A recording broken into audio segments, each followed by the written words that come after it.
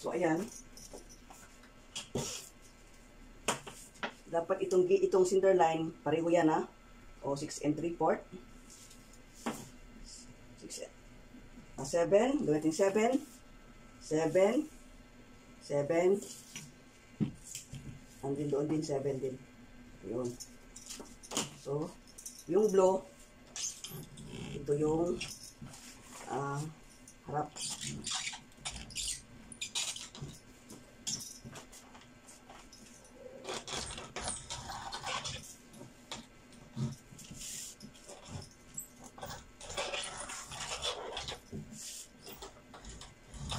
Dito ang allowance ng 2 inches. Para pag piniting niya, lalo pag babae ng pipiting yung pipiting ko. So, dahil ang katawan ng tao hindi pare-pareho ang figure. May maumbok sa bandang puso, may maumbok dun sa may baba, sa may hips, sa may legs, sa may crotch line. So, kailangan ipipiting ng lining. So, hindi lahat pareho ang form ng katawan. Ayan. Kahit anong ginagawa ng damit, lalo ng formal, kailangan mayroon siyang fitting ang lining. Yan. So, ayan siya. Yung itinuro ko sa inyo kanina paano pag, ay itong harap, ikakat mo sa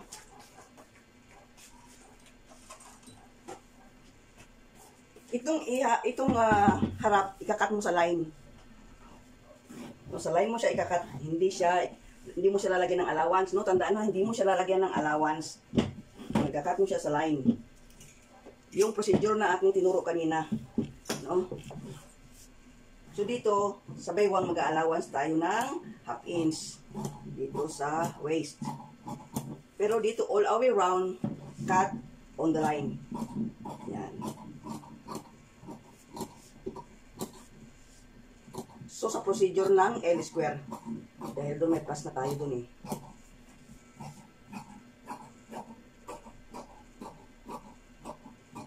Yun. Kung gusto nyo ang bulsa nyo hanggang doon, ayan, magano kayo dyan. I-adjust yung bulsa, pero yan ang yung aking gagawin ay yan ang 1 1/4 lang. Ayan. Masusakan na ako mag-adjust dyan pagka na-fitting na. Yun lang.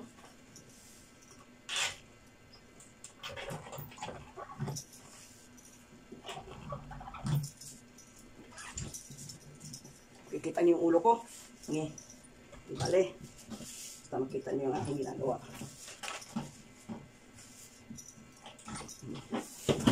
So, ano din dito? Allowance saan ako nag-aanong allowance yan. So, yan. Kung gusto nyo na malagyan ng allowance, ako hindi muna alagyan ng shape. So, gawin nyo lang siya. Tapos, kupitin nyo doon. Sunod, yun ang technique niyan. So, yan. Nakat na natin yung harap. Sa likod naman tayo ngayon.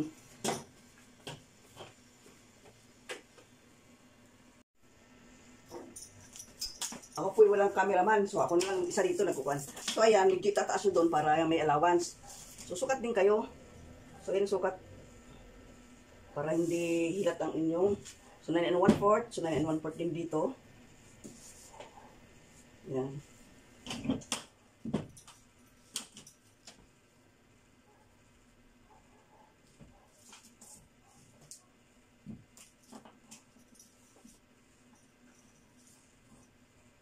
So, ang pantalon po hindi basta-bastang tinatabas na lang na kung ano yan. Ayan siya. Kailangan may centerline tayo. So, dito, natin na siyang i-trace muna. So, lalakayin na yung harap. Wala siyang allowance. Cut on the line. Cut on the line. So, ito namang likod. Ay, abangan nyo.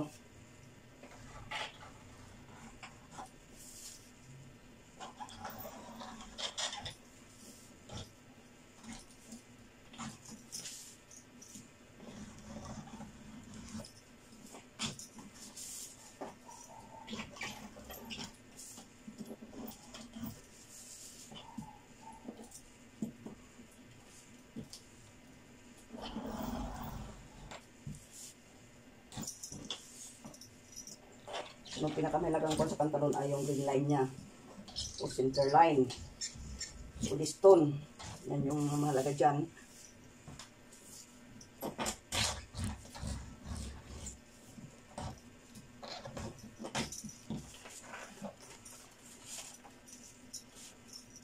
Ito din, lalagyan nyo rin siya ng tanda. Yan o.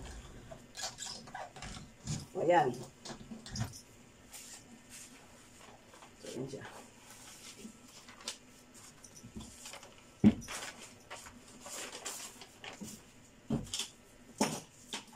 Ayan na, kung na siya. Mag-a-allowance tayo ng half inch dito, katapos sa likod 1.5.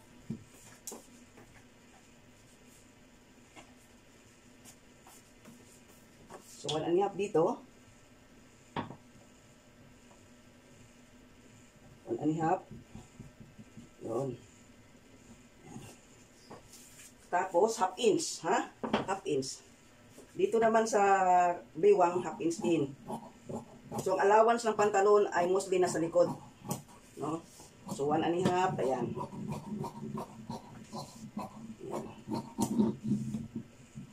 Ayan siya. Dito, half inch.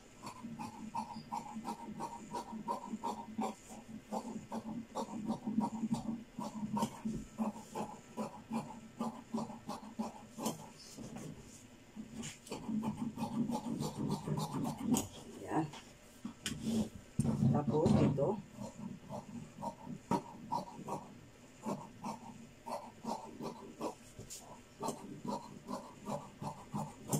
So, ayan.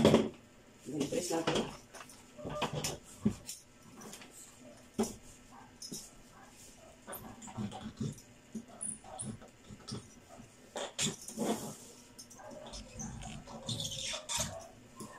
Pag may mga ganito, mas madaling tie-in, no?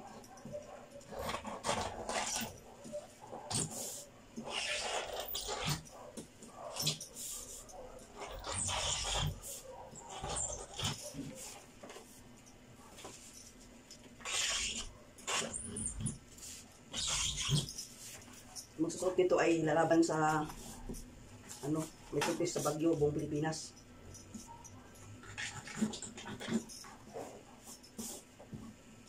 Lalaban ng oration yata, di kami, basta ganun. So lahat ng mga post niya ako ang nagtapahit. Ang tabagi ko sa inyo. So i-grab nyo itong opportunity na ito, tuturo. Dahil pinadali ang pagtuturo ng ayan. Ayan. Tapos na, no? Tapos na.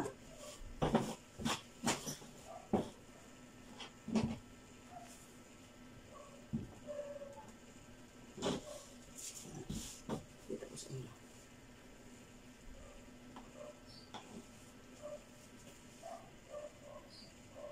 O, diba? O. Ayan. Ito yung tanda niya, no? O. Tama-tama. Ganda ng shape. Diba? Harap, likod. So, ayan. Andin ang paggagawa ng, panito, ang paggagawa ng kanyang pinaka paha niya o waistband ay tuturo ko din sa inyo. So, ngayon susunod ko pagtuturo ulit. Ha?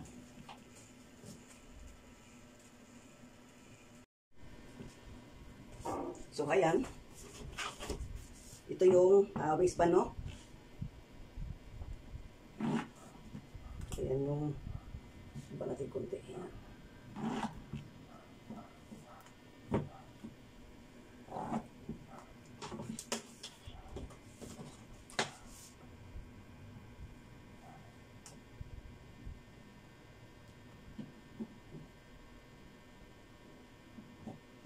Susukat kayo ng 3 inches. Ano? 3 inches. Yan.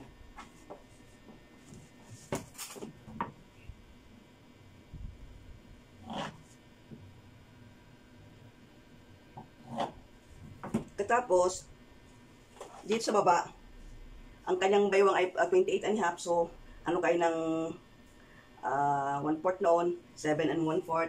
So, ito, 7. Yan. 7.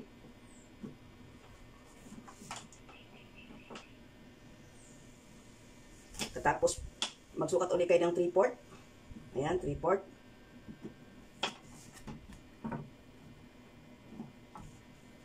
And then, saka yung kanyang 7 1/4. Ayan. 7 1/4. So, yun siya. Tapos, 1 1/2. Yan.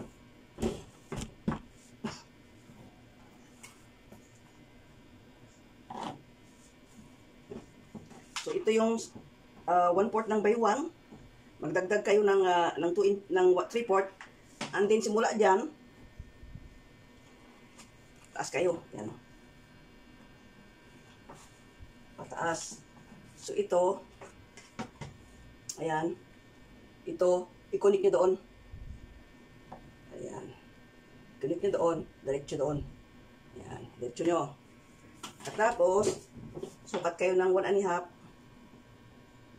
Ito yung may korte ito ha. May korte ang waistband nito. Dahil ito ay, so ayan siya.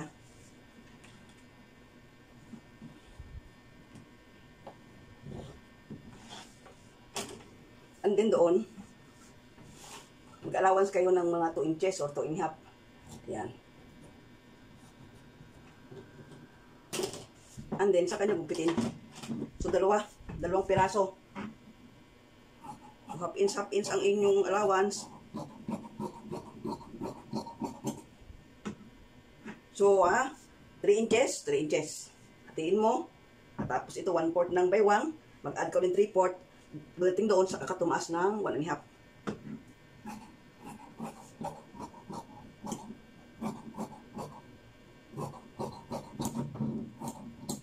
So, dalawang piraso ang iyong gagawin ganito. Magkasaklob siya. So, lagyan mo pikiti. Lagyan niya. Yan. So, dalawa. Huwag ka pala ng isa pa.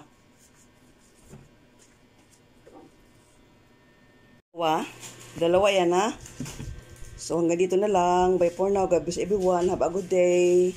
So, mayroon pala akong tuturo sa inyo yung kapartner niyan.